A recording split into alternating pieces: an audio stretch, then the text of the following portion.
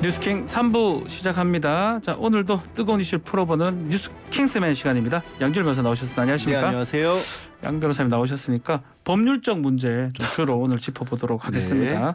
자, 첫 번째 소식, 쌍방울 그룹으로 뇌물을 수수했던 혐의가 있는 이화영 킨텍스 대표이사 측근 A 씨 구속영장이 기각이 됐네요. 기각이 됐죠. 현재 지금 관련해서 영장이 청구가 된 게 세 사람인데 첫 번째로 이제 이화영 당연히 대표인 거고, 그리고 뇌물을 줬다는 쪽에서 이제 쌍방울 쪽에 인물이 있고요. 그리고 현재 처음 이제 기각이 된 사람은 뭐냐면 쌍방울의 직원으로 등재가 돼 있으면서 한 9천만 원 가량 월급을 받았다, 급여를 받았다라는 건데 이분이 실제로 쌍방울 측에 출근을 하지 않았다라고 합니다. 근데 이제 그러다 보니까 이화영 대표의 측근이기도 하고 이화영 대표 예전에 이제 국회에서 보좌관 시절부터 잘 알았던 사이라고 하니까 혹시 쌍방울 쪽에서 이화영 대표에게 금전을 제공하기 위해서 편의상 이름만 올려놓고 자금은 혹시 이화영 대표 쪽으로 흘러간 게 아니냐. 뇌물죄, 이화영 대표가 받고 있는 전체 뇌물죄 중에 한 부분으로 봤던 건데 9천만 원. 예, 근데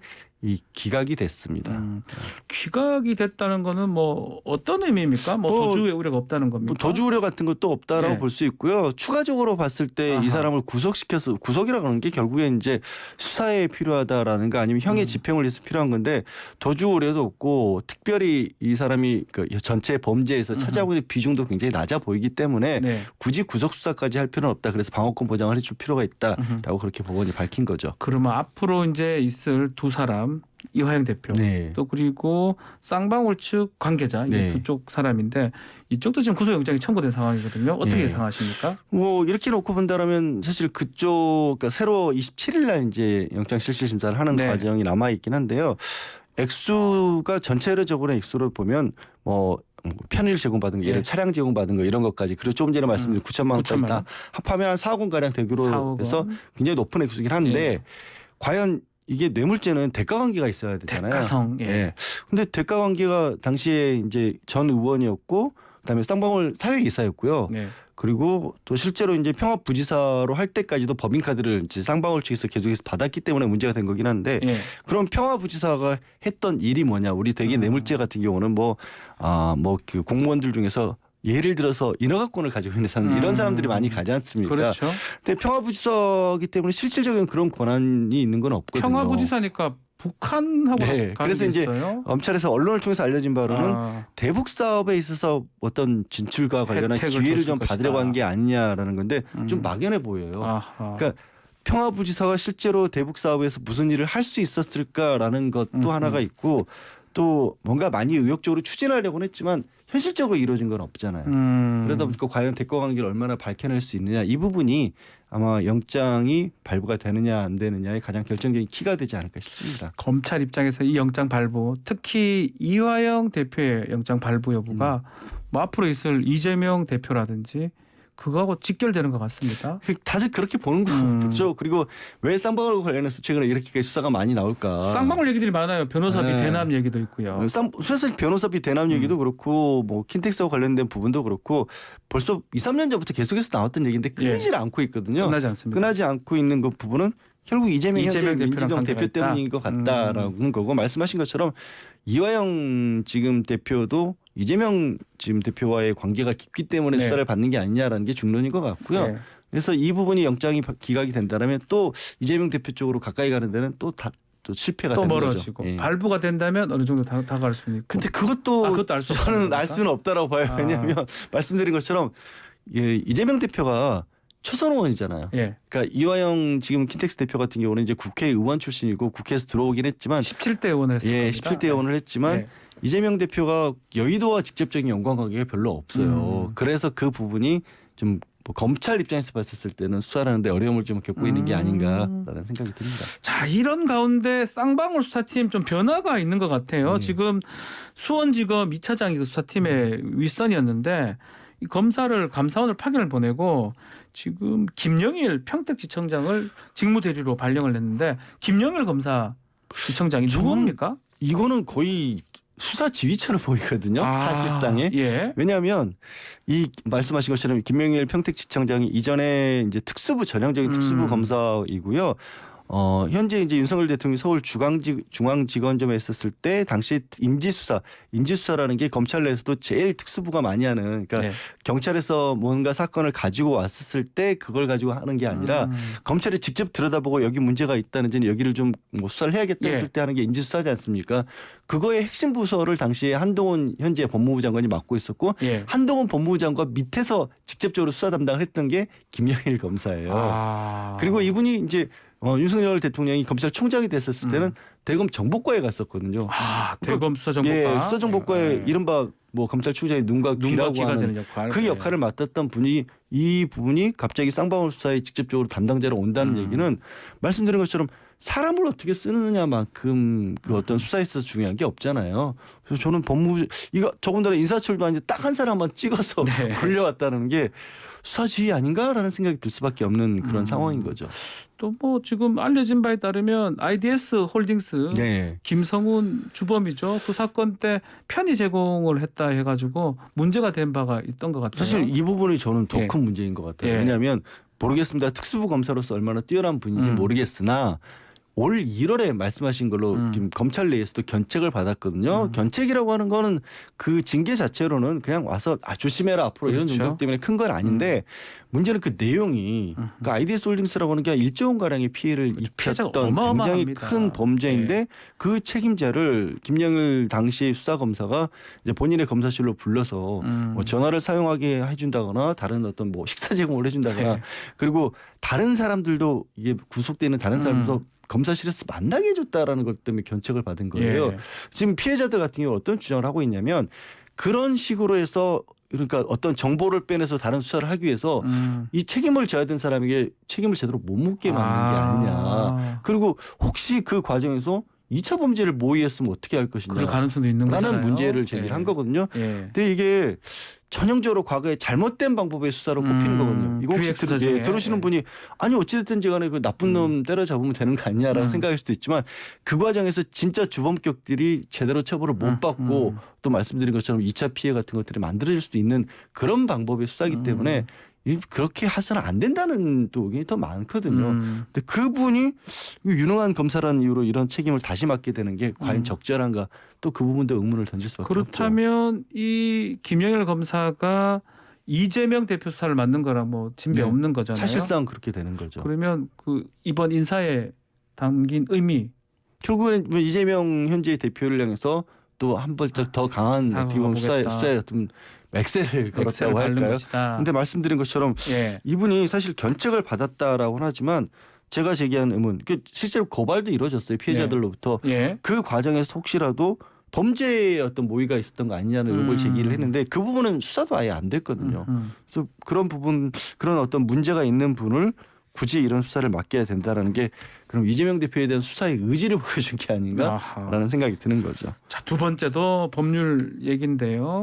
검찰이 재정비리 합동수사단 만들었는데 이것도 보면 태양광 사업 보조금 이거를 좀 잡기 위해서 하는 거 아니냐 이런 얘기가 있어요. 태양광 사업 보조금과 관련돼서 부당 대출이 이루어진 게 아니냐. 그리고 혹시라도 그러니까 태양광 사업을 하는데 농지를 전용할 수도 있고요. 뭐 예외적으로 대표적으로 이제 버섯 농사 같은 걸 지을 때는 버섯 농사는 그늘이 져야 되잖아요. 그러니까 전용을 하지 않고 농사를 계속 지으면서도 위에 천장을 만들어서 태양광을 할 수가 있거든요. 그러니까 그런 식으로 좀 바뀌어서 편법적으로 혹시 대출 같은 걸 받아서 지원금을 받은 게 아니냐라는 의혹들이 있고 거기에 대해서 한 2천억 원 가량의 이제 감사원 감사 결과로는 부당 지출로 추정되는 부분들이 있다라고 그렇게 나왔고 그래서 수사를 들어간다라는 겁니다. 뭐 대통령이 사실 지난번에 이제 그 조문 외교 가기 전에 2천억 원대 이권 카르텔이 있다라는 식으로 말씀을 직접적으로 하시는 바람에 뭐 검찰로서는 당연히 수사를 할 수밖에 없게끔 만들어진 거죠. 자, 한덕수 총리도 최근에 대정부 질문에서 수사를 요청할 계획이다라고 밝힌 바가 있는데 그렇다면 이게 이번 정부 기조가 신재생 에너지 축소로 이어지는 건지 이건 어떻게 봐야 됩니까? 그 부분은 조금 의아해요. 왜냐하면 한덕수 총리가 감사원에서는 이거 고발했다고 치면 감사원은 대통령 직속 기구잖아요. 국무총리가 여기에 대해서 직접 관여할 수는 없는 거고 국무총리가 수사를 담당하시는 분은 아닌데 또 왜 고발을 해야겠다라는 그런 말씀을 그냥 의례적으로 뭐 대통령이 얘기를 했으니까 그럴지 모르겠지만 국회에서 총리가 직접 나서서 수사 얘기를 거론했다라는 게 조금 의아하기도 하고요. 그리고 말씀하신 것처럼 이 실제 보조금 지급된 부분들이 문제가 있는 부분이 있다면 분명히 걸러내야 되는 건 맞는데 신재생 에너지 사업 자체를 위축시키는 결과까지 가면 안 되지 않을까 하는 우려도 듭니다. 지금 현재 재생에너지로 인한 발전 설비 비율이요.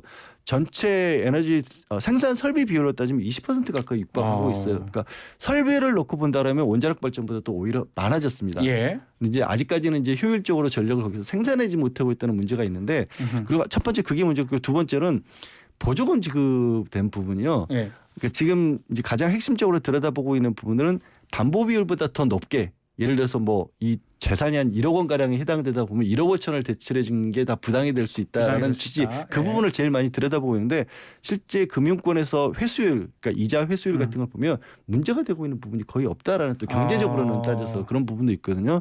그래서 이거를 뭐 정확히 좀 핀셋처럼 짚어내서 수사를 해서 문제가 있는 부분을 도려내는 건 모르겠지만 이렇게 온 범정부 차원에서 나서서 문제가 있는 것처럼 얘기를 하면 신재생 에너지 사업 자체가 축소될 수도 있어서 근데 그거는 앞으로 나가야 될 방향을 또 당연히 정해진 방향이잖아요. 신재생 에너지를 강화하는 부분은 그것도 위축될까 하는 우려는 있습니다. 그렇기 때문에 마치 뭐 태양광 발전 신재생 에너지 전 정부 정책이 마치 잘못된 것이다. 이런 인식 우려가 있다. 이 말씀이 그런 인식을 줄 수 있어서 우려고 또 이게 거대한 카르텔이 있다기보다 전국에 퍼져져 있는 각 금융사들이 개별 농가들에게 대출을 해준 거라서 그렇죠. 이거를 어디를 어떻게 수사를 해야 될지 그 부분도 참 조금 궁금한 부분이긴 해요. 네, 알겠습니다. 다른 소식도 한번 살펴보겠습니다.